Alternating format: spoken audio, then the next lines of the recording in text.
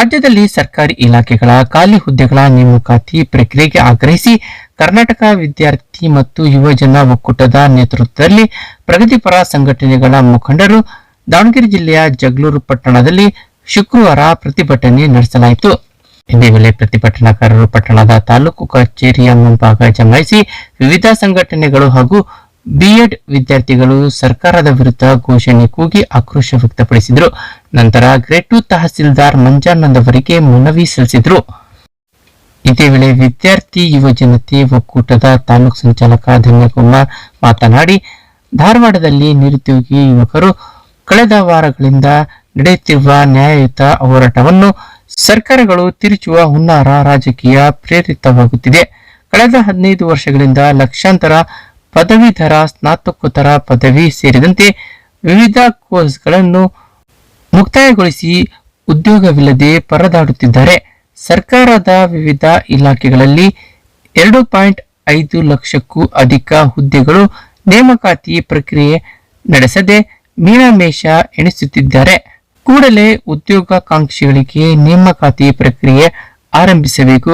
ರಾಜ್ಯಪಾಲರು ರಾಜ್ಯದಲ್ಲಿನ ವಿಶ್ವವಿದ್ಯಾಲಯಗಳು ಪಡೆಯುತ್ತಿರುವ ಉನ್ನತ ವ್ಯಾಸಂಗಕ್ಕೆ ಅಧಿಕ ಶುಲ್ಕಕ್ಕೆ ಕಡಿವಾಣ ಹಾಕಬೇಕು. ಬಡ ಮಕ್ಕಳ ಉನ್ನತ ವ್ಯಾಸಂಗಕ್ಕೆ ಅನುಕೂಲ ಮಾಡಬೇಕು ಎಂದು ಒತ್ತಾಯಿಸಿದರು. ಉದ್ಯೋಗ ನೀಡದ ಸರ್ಕಾರಕ್ಕೆ ಧಿಕ್ಕಾರ, ಉದ್ಯೋಗ ನೀಡದ ಸರ್ಕಾರಕ್ಕೆ ಧಿಕ್ಕಾರ, ಉದ್ಯೋಗ ನೀಡಲು ಸತಾಯಿಸಿರುವಂತ ಸರ್ಕಾರಕ್ಕೆ ಧಿಕ್ಕಾರ, ಯುವ ಜನತೆಯನ್ನು ಬೀದಿಗೆ ತಳ್ಳಿರುವಂತಹ ಸರ್ಕಾರಕ್ಕೆ ಧಿಕ್ಕಾರ, ನೇಮಕಾತಿಯನ್ನು ವಿಳಂಬ ಮಾಡುತ್ತಿರುವ ಸರ್ಕಾರಕ್ಕೆ ಧಿಕ್ಕಾರ.